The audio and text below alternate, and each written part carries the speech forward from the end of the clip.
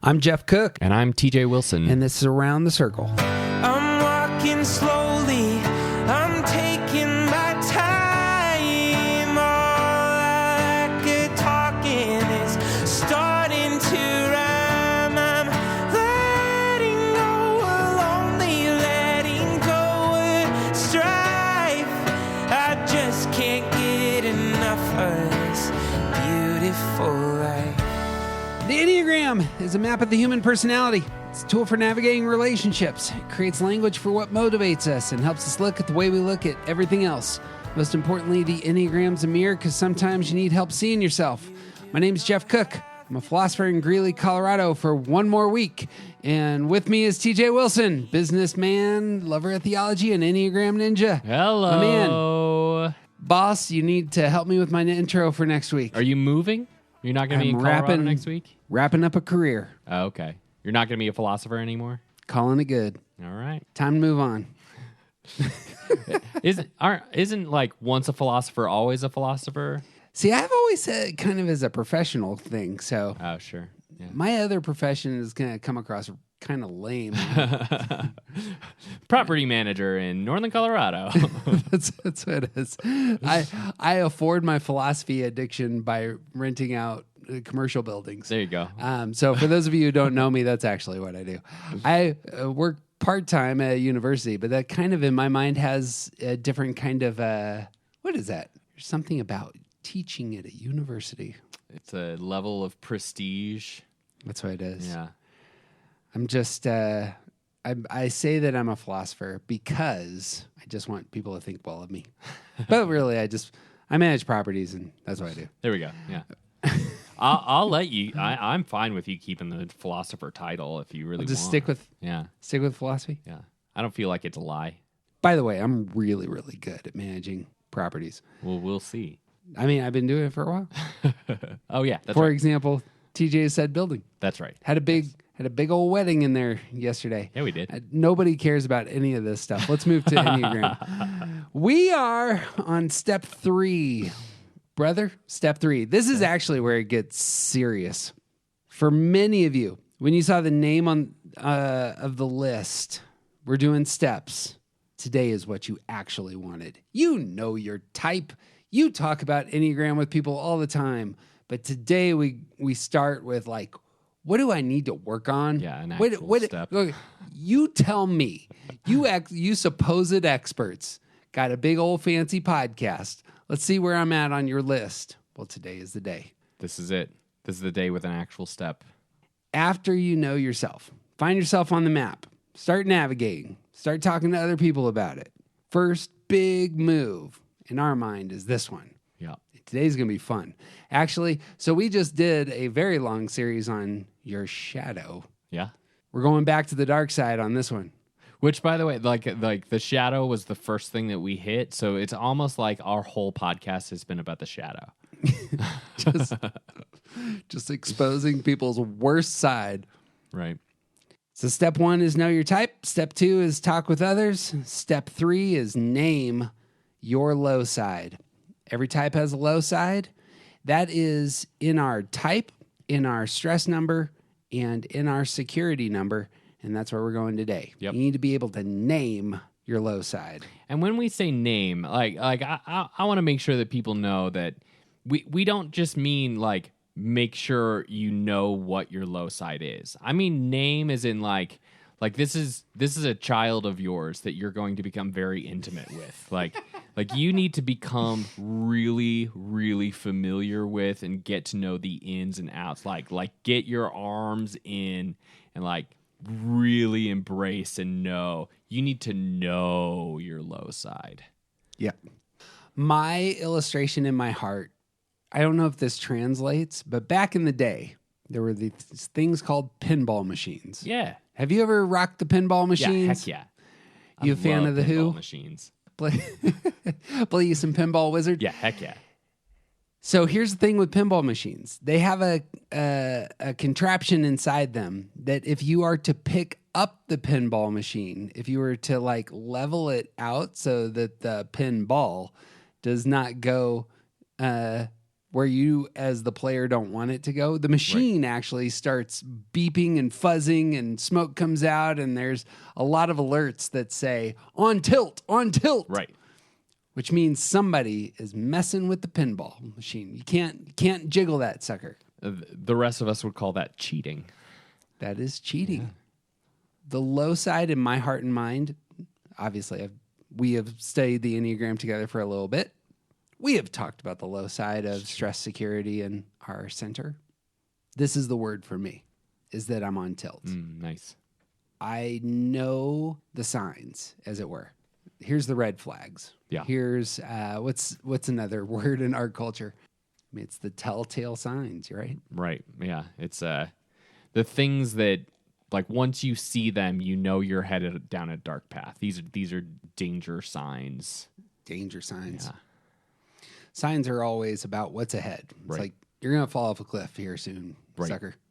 Like when you're driving in the woods and you take a wrong turn and you start to see signs that say, turn back now, don't come this way, private property. like you're going down the wrong path. You're already on the wrong path and need to figure out how to back up a bit. You know what would be terrible is if you couldn't actually read said signs. Yep, that's true.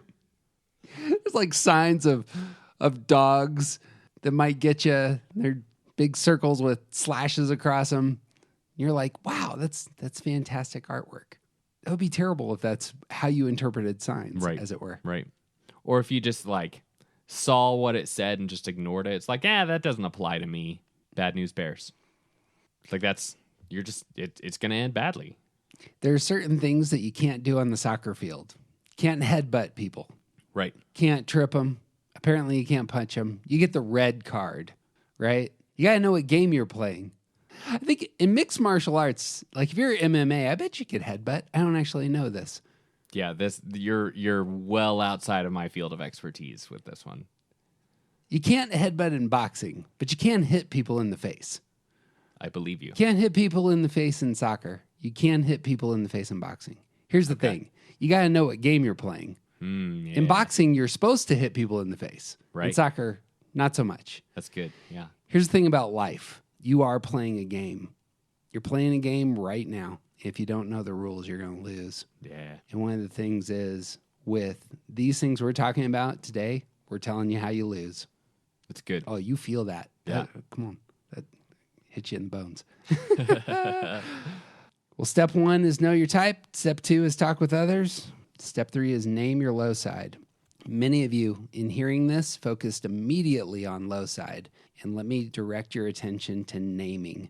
Here's a principle. It's a principle in everything in the world, from science to history to politics to ethics. When you name something, it gives you power. If you can actually identify, understand, and give a name to what's in front of you, you take control. And that's what naming your low side's about. You have to name the places where you tilt. You have to name the places where here's the sign that I'm on the wrong path. I'm going to go over the cliff. I'm going to get punched in the face here soon. This is the big idea. And it's threefold. We are going to talk about where our type goes in stress, where our type goes in security, and what it looks like for us to be on center.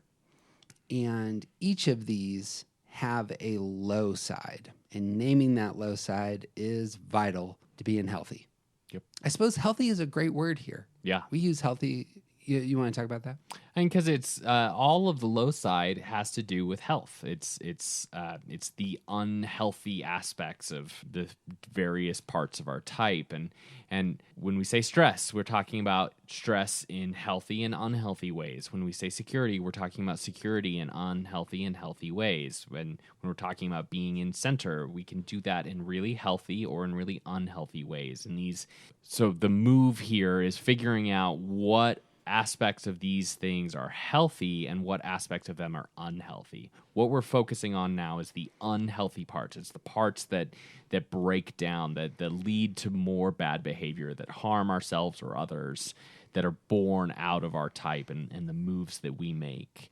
And the goal here is to move toward healthier decisions, to become aware of these unhealthy things, so that we can break free of them and start making healthier decisions, because our goal is healthy and wholeness. If you go to a doctor, you want a diagnosis. You want him to name the disease, or why is it that my spleen is causing me pain? You know, if you go to an auto mechanic, you want a diagnosis. You want a name. Why is it that there's that rattling under my hood? If you have sewage backing up into your house, as I did for many years and never got a diagnosis, this is a bad move. This is a bad move because your house fills with sewage. Right. You need a diagnosis. That tree out in front of your property, it's burrowing its claws into your sewer, and that's why everything's getting stopped up.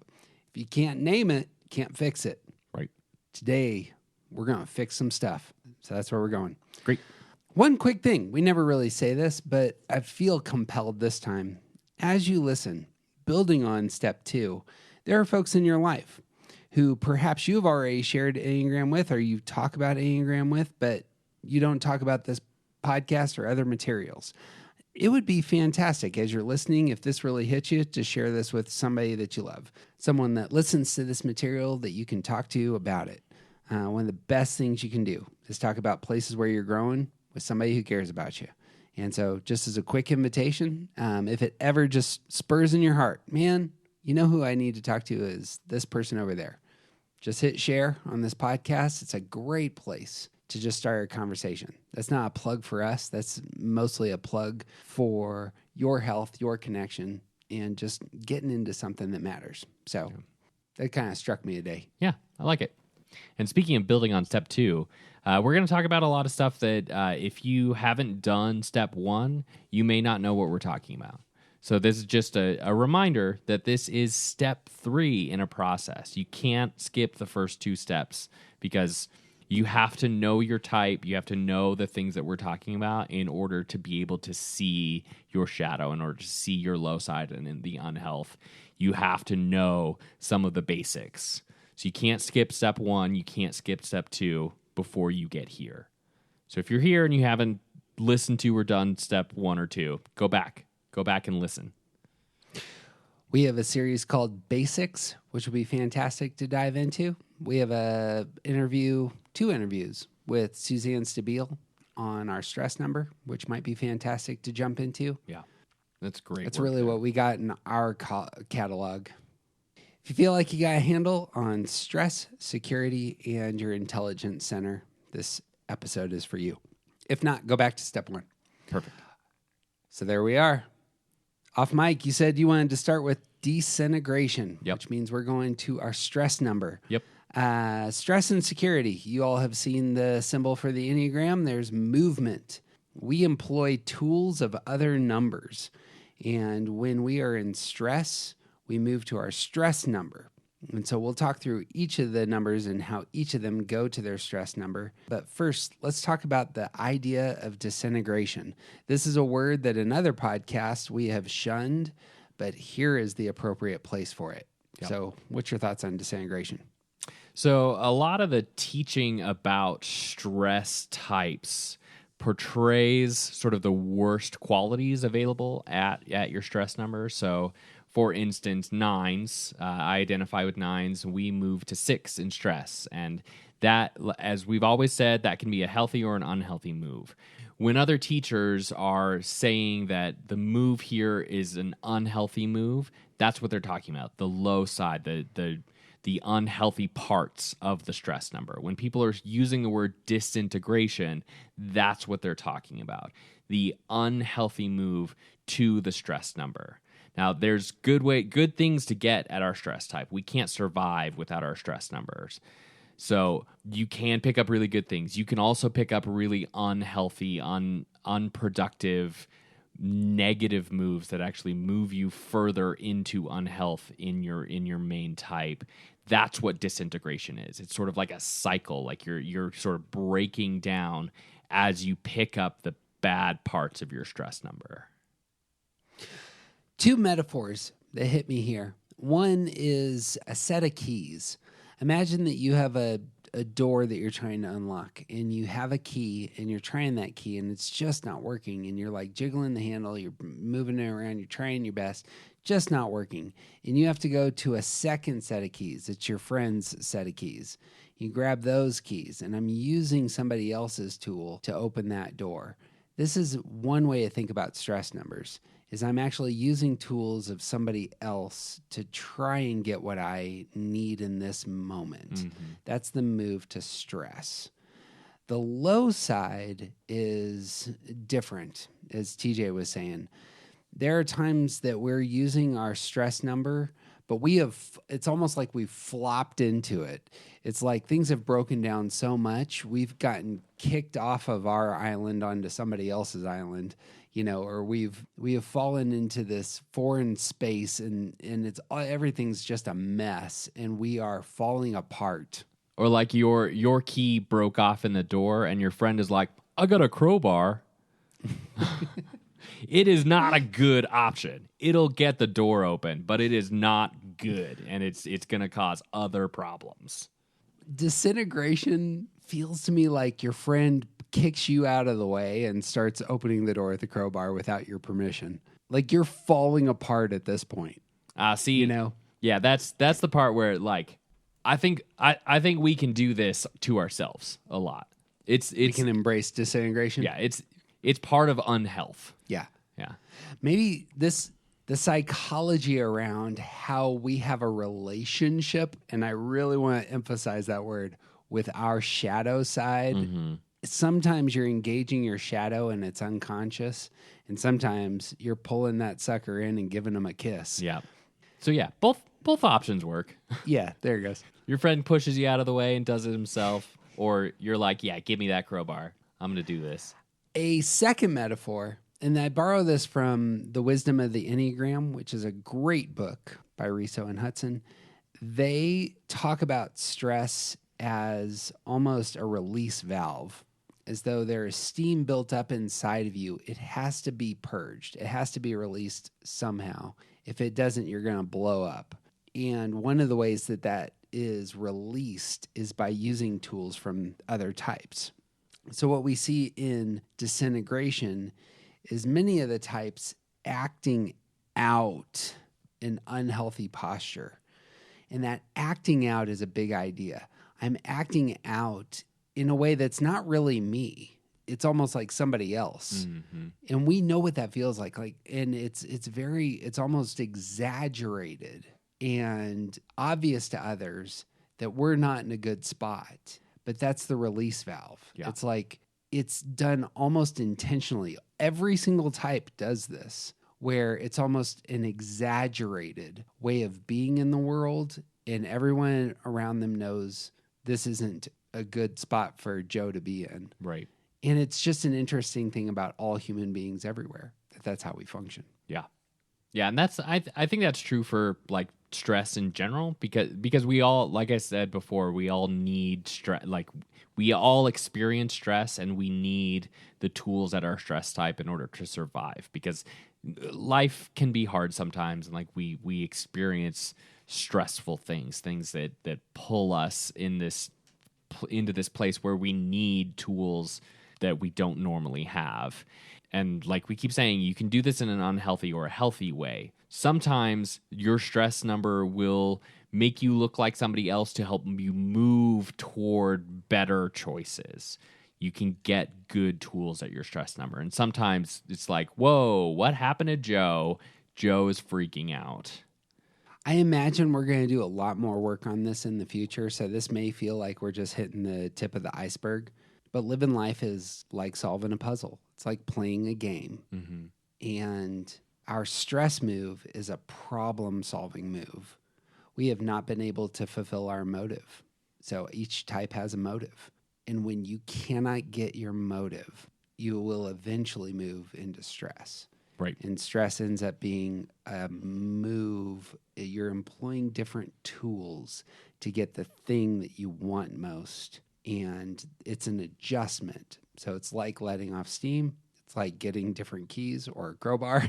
It's like, how do I get to the thing that I want most? And obviously, that can be done in very healthy ways. It can also be done in really bad ways that do much more damage to your heart and mind and to other people. Yep. So that's where we're going. Never said this before, but here's my big idea for stress moves. You ready for this? Yep. The stress move. In the stress move, you shut down your intelligence center. This happens with all the types except for 2. And we'll talk about those 2 in a second. I'm sorry, 4s and 5s, but you're going to have to wait for a minute. All the other types shut down their intelligence center, their body types, their head types, their heart types. They shut down those types and they use somebody else's tools to try and get what they want. And this is how all those other numbers go in stress. So 6s are going to put aside thought. They're going to elevate their heart at 3. 7s are going to put aside thinking. They're going to elevate action at 1. 8s are going to put aside action. They're going to elevate thinking at 5. 9s are going to put aside action. They're going to elevate thought at 6. 1s are going to put aside action. They're going to elevate their heart at 4. And 2s are going to put aside their heart and they're going to elevate action at 8.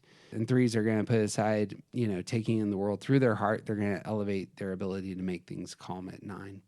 All these types are stepping away from their primary center in order to solve a problem. And that's how your stress move really works. Yeah. I'll talk about 4s and 5s in a minute, but let's just sit there for a second. This is what the move to stress actually is. It's getting rid of your primary center in order to solve a problem. Yeah. You got thoughts on that? I like that as a thought. It's a huge thought for me, which I've never shared. Perhaps we'll take a whole series this summer to outline. Yeah, that feels like it deserves a good deep dive. But if you know your type, which you should by now because you've already done step 1, then you can start to see how that really plays out for your individual type. Taking 2s, for example, 2s who live in this space of defining themselves by their relationships, of being really in touch with other people's feelings and taking care of other people, and like, what do you need? And I can predict what you need, and I can offer that to you. And when they get into these stress places, they move out of that like really in tune with feeling space and lean much more heavily on action and on even on like their own personal, like how they intuit things like that, like picking up the 8. We like to use the term like the mama bear kind of thing. Like it becomes this really aggressive and like taking control kind of behavior, which is not in the 2's normal wheelhouse. It's like they put aside that feeling space and they start becoming really oriented on taking control. Yep. You'll notice the shift in stance that takes place in your stress number. 2s become aggressive at 8. Mm-hmm. Yep. And this works for all of the types. 2s become aggressive, 3s become withdrawn, 4s become more of earners. 5s are going to become more aggressive. 6s are going to become more aggressive. We could go around the circle there. Just look at the stance of your stress number, and you'll notice when I'm in stress, that's how I behave. Yeah. Like there's so much about picking up the behavior, the way that stress type sees the world, that like it's like putting on a new set of glasses almost. I'll showcase the one. I've heard this from many Enneagram teachers saying the weirdest move on the Enneagram is 5s in stress who go to 7. Mm-hmm. And it's weird in terms of just seeing it, because those of us who love 5s, you have a very withdrawn personality, and then all of a sudden they get very animated. What's happening here? But if you know the Enneagram, and if you say, look, 5s will go to 7 when they're stressed out, it makes sense that all of a sudden that personality becomes much more aggressive, much more frantic almost, much more, hyperactive all of a sudden. Yeah. It's because they're taking on the characteristics of tools of a totally different type. And that's what's happening. Right. Here's the thing. I mean, for me, this is one of the things that really gives me a lot of confidence in the Enneagram, is how predictable it is on these fronts. Mm-hmm. Joe was this person. He was this person for many, many months. And then all of a sudden something broke. He got stressed out. And all of a sudden he's a different person. And it's absolutely predictable how Joe's going to handle that if you know Joe's type. Right. 4s and 5s, it's going to be tricky. So hear me for a second, but this is the move. 4s go to 2 in stress and 5s go to 7 in stress. You stay in your intelligence center. 4s are heart types. In stress, they go to 2, which is a heart type. 5s in stress go to 7, which is a head type, and 5s are head types. So what is actually happening for 4s and 5s is 4s and 5s are both withdrawn types.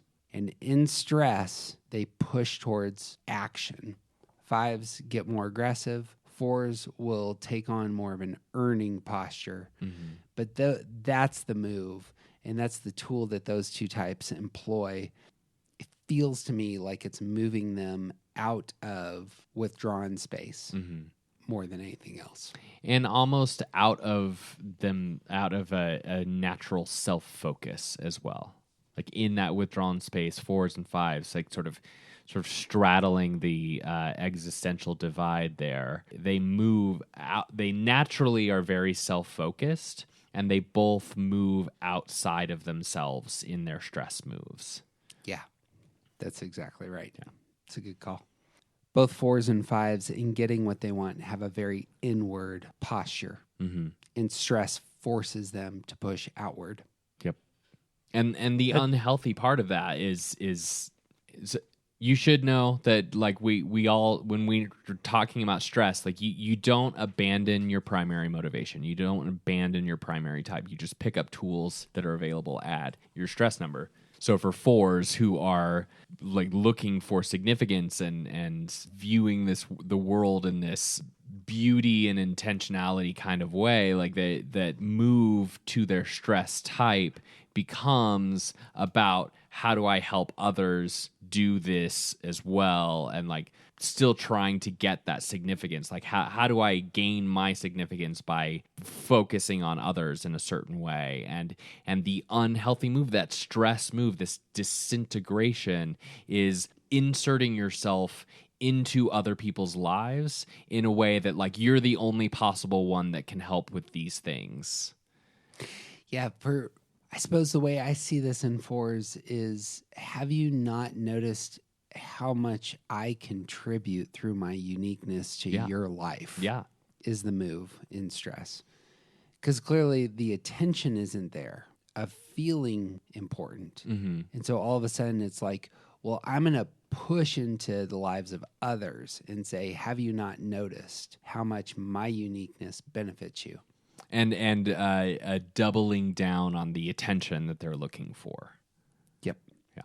5s, on the other hand, are going to not feel secure, and suddenly their mind erupts with possibilities. Mm-hmm. It's the monkey mind starts up. It's like, I need to find an escape hatch.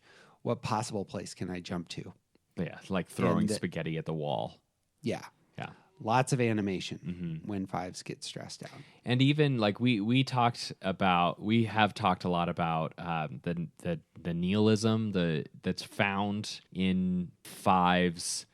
Like 5s are the type that are probably most likely to be nihilistic, like nothing matters kind of thing. And especially in stress places, in that stress move, if nothing matters, it's a lot easier to just throw caution to the wind. Like there's a space in that 5 moving to 7 there's a level of sort of abandonment. That's interesting. I need to think about that. I'm shooting from the hip here. I would think that 5s would feel real comfortable in excess, which we'll talk about in a minute, with the nihilistic side. Mm-hmm.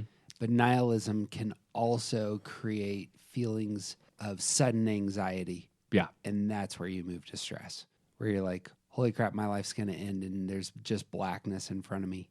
What can I do? What can I do? What can I do? Mm-hmm. And one of the tools that you can get, and I think this can go healthy or unhealthy, is the escapism that lives at 7. Yeah. Do you escape in a healthy way? Like say, okay, I'm going to take things less seriously. Or do you escape in a way that says nothing matters, and so it doesn't matter if I take things seriously? Spot on. Well, that's the setup, I suppose, for our stress numbers. In stress, then, with that in mind, there's a move towards disintegration. That is, disintegration means you're falling apart. Yeah.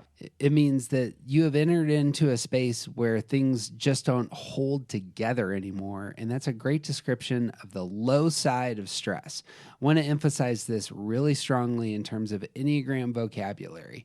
TJ and I think this is the best way to understand disintegration. Low side of your stress number means you're falling apart at this point. Yep. We think there's all sorts of healthy things in your stress number to find.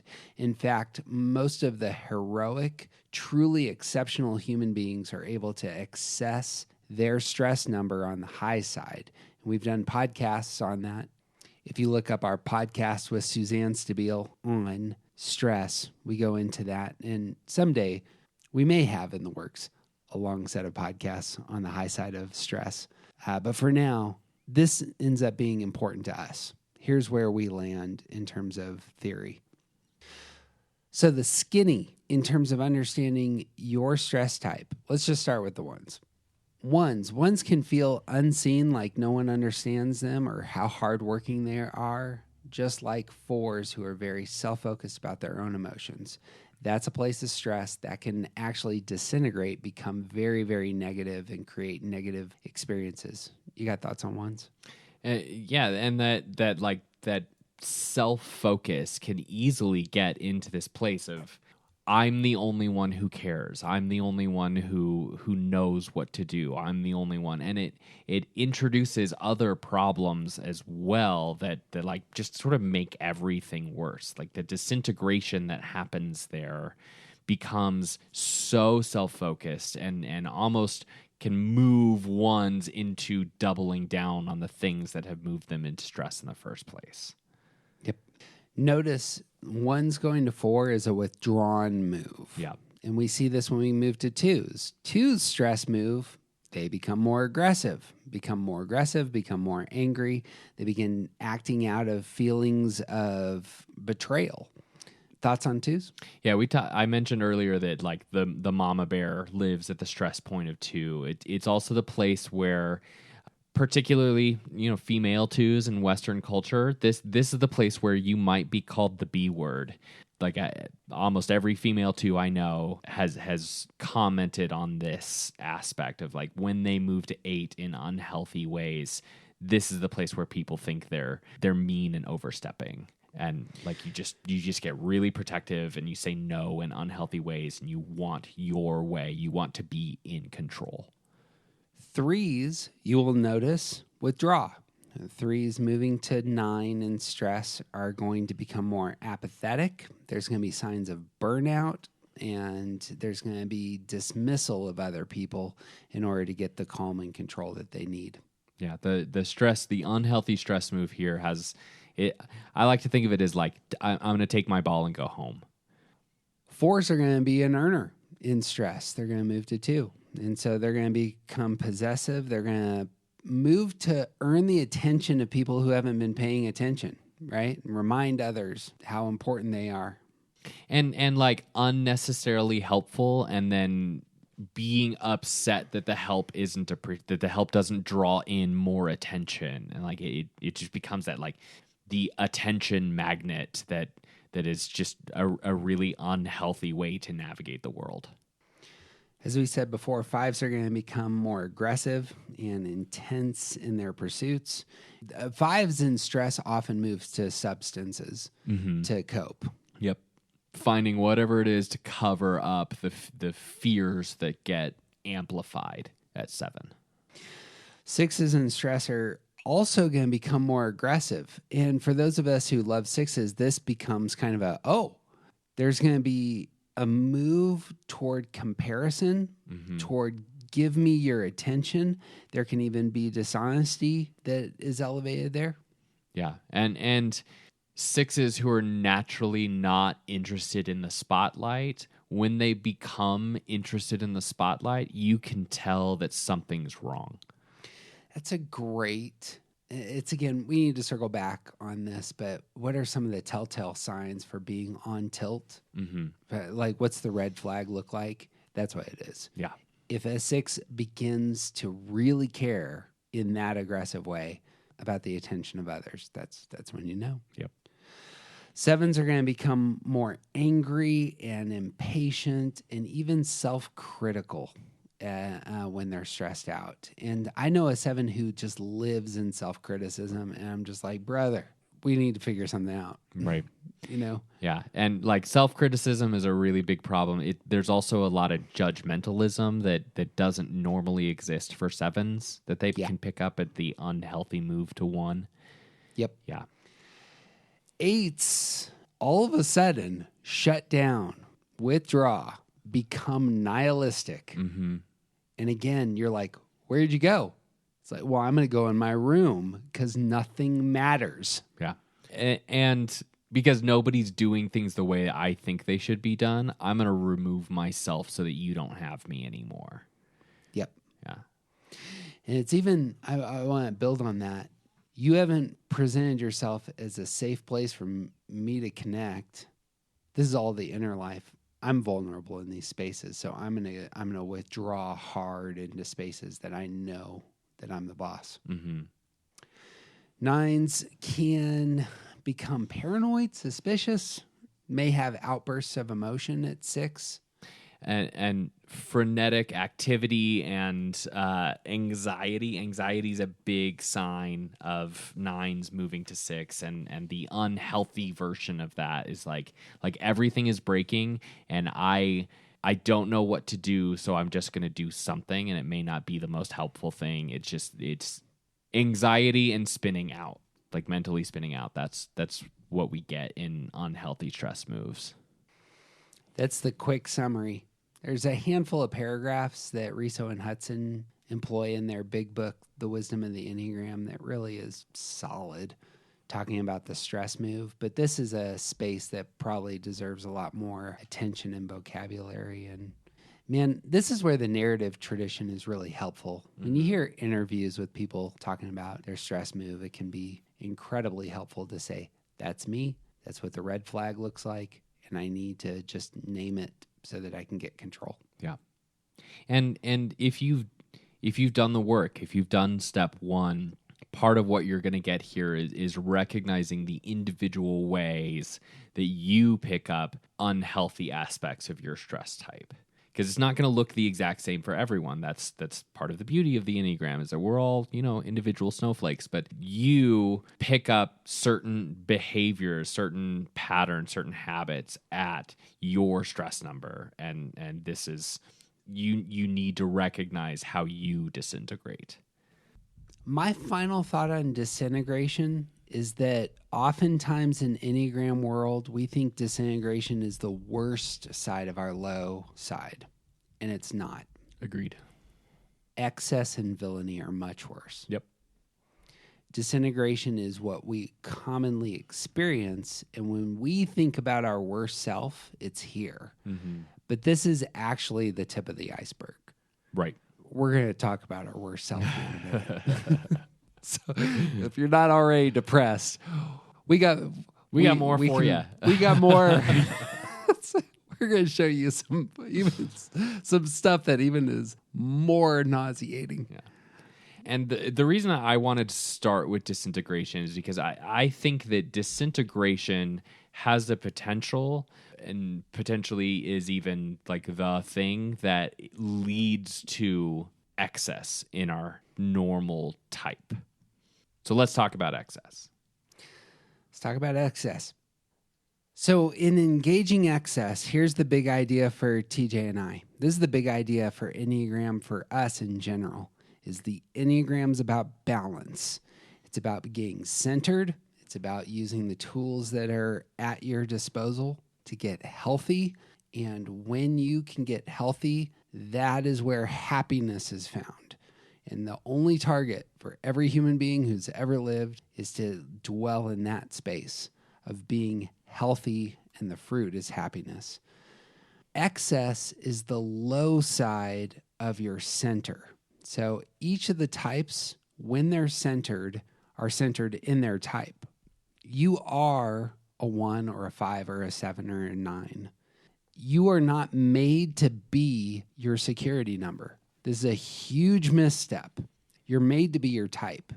You're made to be healthy in your type, and you get to enjoy the high side of your security and your stress number. But you're made to be your type.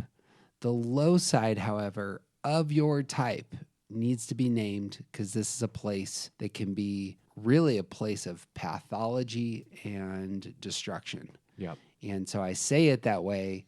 That seems like overkill at one point, until you see what negativity can be wrought at the low side of your type. So we obviously just did a huge series of podcasts called Shadow. They're just about excess. Right. So if you want to see where your type goes badly, not moving to stress, not moving to security, this is what it looks like for your type to go negative. Do engage that series, because we spent a lot of time on it. Right. You got thoughts on excess? Yeah, it's there's a lot of schools of teaching the Enneagram that sort of focus on what excess looks like without like necessarily saying excess. And it's the things that we're all sort of ashamed of our type. It's if you got into the Enneagram because you realized the thing that stood out to you was something really negative about your type, you were like, oh, that hurts, and that's how I know that's the type that I most don't want to be. That's how I know what type I am.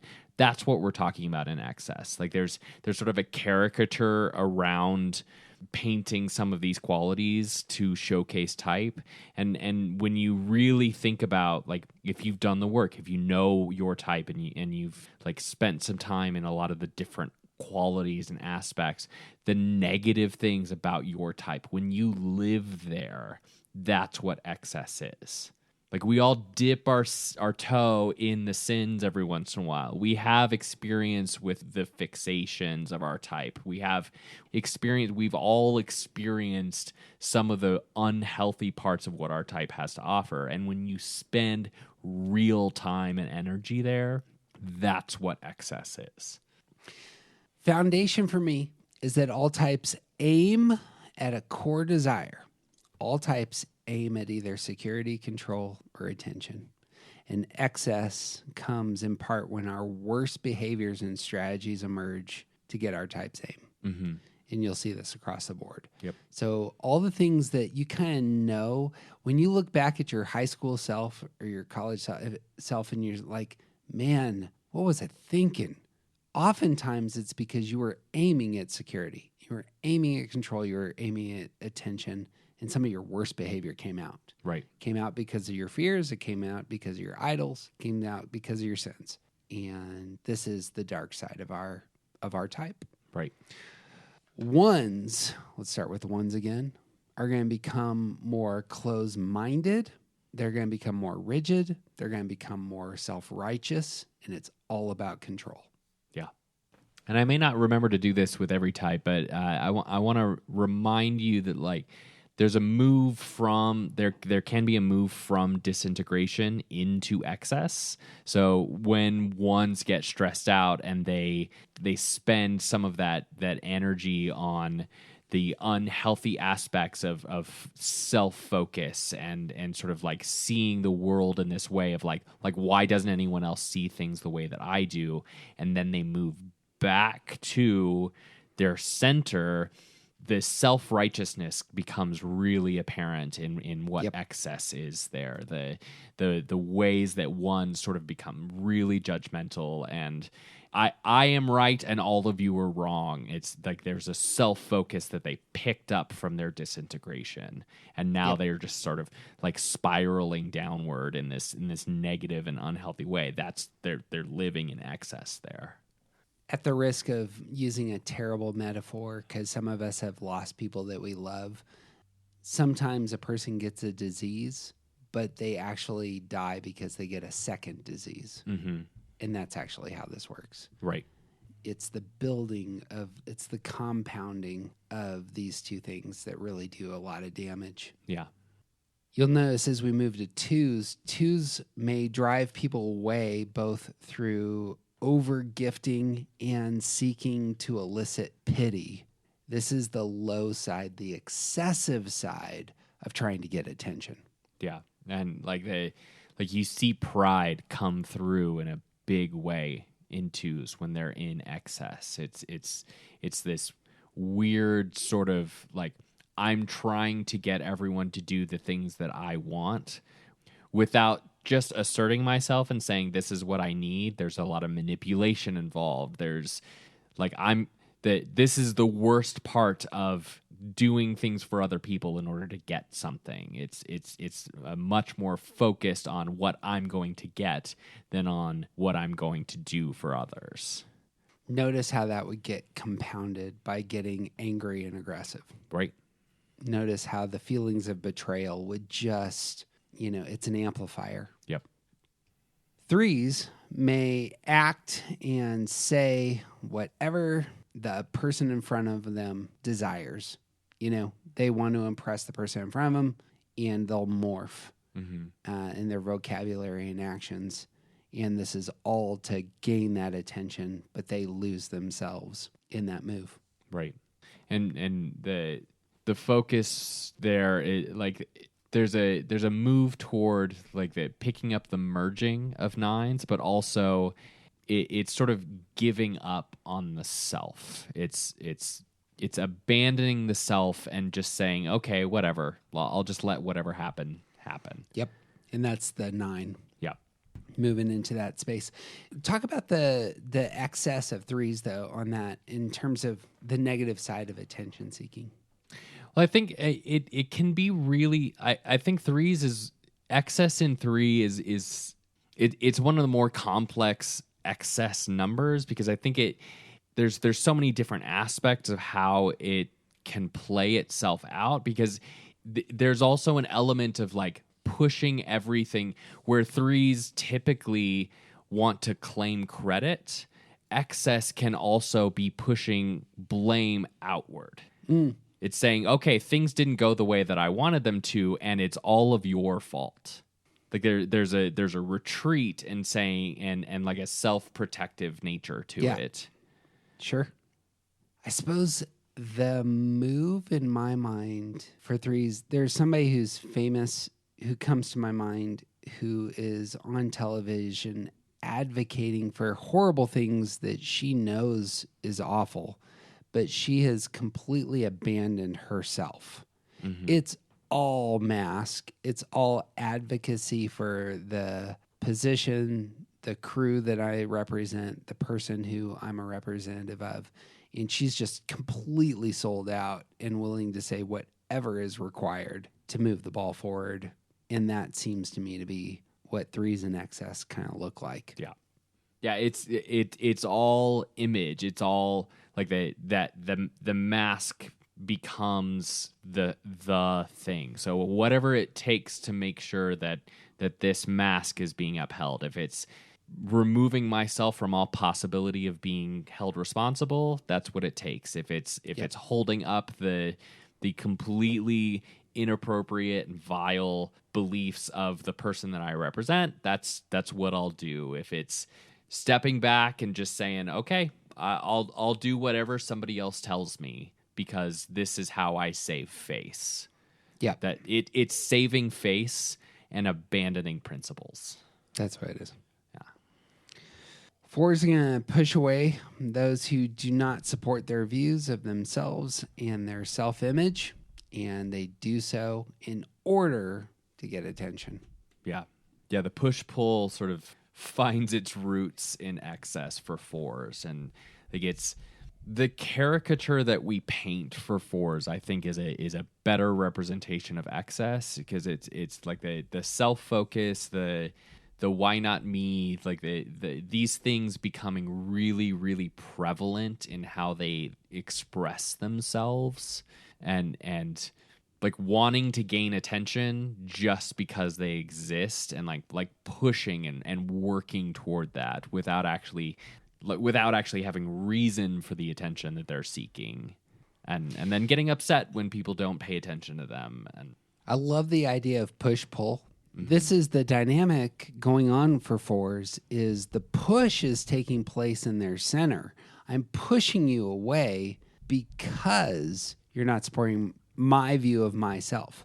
But the pull comes in stress.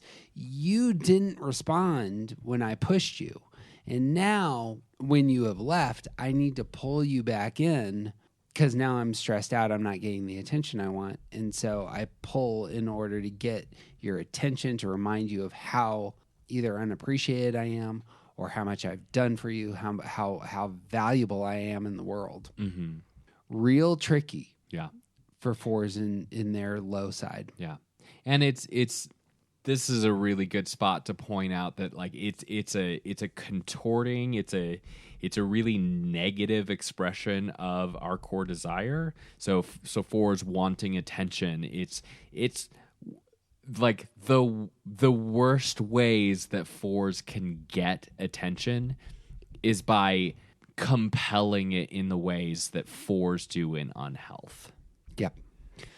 Fives are going to retreat into isolated spaces, and they often cut off their connections, and they do that because they want to feel secure. And that's what excess looks like. That is done because they are ossifying and finding security. Yeah, that like fives, a great example of like this doubling down on some of their worst qualities is like this backing up, where fives are naturally sort of like trying to just observe and be on the outside of the things that are happening. In excess, they step back further and they retreat more and they withhold more and they keep more for themselves and share less. And like that's everything that we've like we've always talked about with fives. It's money, it's time, it's experience, it's knowledge. Like it's moving further back into their own little sort of cubby hole. My experience of real unhealthy fives is that there are spurts of aggression, and there are definitely embracings of substance abuse. Mm-hmm. And then there's ossification. There's the move back into my pocket. Yeah. My walls can for fives can build walls like nobody else. Right. In terms of like, you're not getting in my space because I'm going to be safe. And over here, I do what I want. Yep. As it were. Yeah. And like notice that's, you're picking up some of the unhealthy behavior at 7 when you disintegrate and moving back to unhealth in 5, and like it just becomes this downward spiral of like looking for the next thing that will keep you more protected. I think that people think 6s are the easiest to understand on their low side, and I think they may be the most complicated. I think 6s believe their own behavior causes crises in their center. Sure. And so they begin to trust themselves less. Yeah. And then they become desperate. Yeah. And that's the move. That feels to me like a very complicated move. Of I tried to do something, but I wasn't enough, and my self-evaluation of my ability to execute, they see it, and then they become desperate. And they become desperate for somebody to save them. Mm-hmm. And that's excess. The excess ends up being, I failed, who will save me? And that's a move towards excess in terms of wanting security. Yeah. And I also think of it as a sort of unraveling. Like 6s naturally, like sort of in their home base, there's unproductive thinking. So they often they don't know what to do because they don't know how to make a plan because they don't trust themselves and blah, blah, blah. But in excess, that not knowing what to do becomes even worse. It's not even doing the normal things that you do know how to do. It's in excess. 6s may forget normal things like brushing their teeth because their patterns, their habits, the sort of systems by which they've lived their lives start to break down because like this is what excess looks like. And like picking up some of that like disintegration that happened at 3, they start to focus so much on how other people see them that they start to see themselves that in this imaginary way that they think other people are looking at them like, and it just makes everything worse. And that's the aggression. Yeah. The emotional aggression that really comes in at stress for sixes. That pairing. We haven't talked about coping style, but I see that all over the sixes move. I get very emotional about what other people see about my contribution and that I need to be rescued. Yeah. Or that we need to be rescued. Is that correct? I think the unhealth starts to get more focus on the self. Yeah, there it is. That's a great word. Sixes who are going to be so concerned with, and this is a huge value for sixes, sixes who are so concerned with the communal good in unhealth, that focus is going to narrow to my tribe, my family, myself. Yep. We're going to pause here and continue with sevens in a later episode. We'd love to engage with you on Twitter or Instagram if you have any thoughts about this topic, and you can always find links to those and our other material at aroundthecircle.org. There you'll also find a link to our Patreon, which can help connect you to our online groups starting on June 12th. Of course, we love stars and reviews, and the best way you can help us with our podcast is to share this with someone you love. I'm TJ Wilson, he's Jeff Cook, and as always, who you aren't isn't interesting.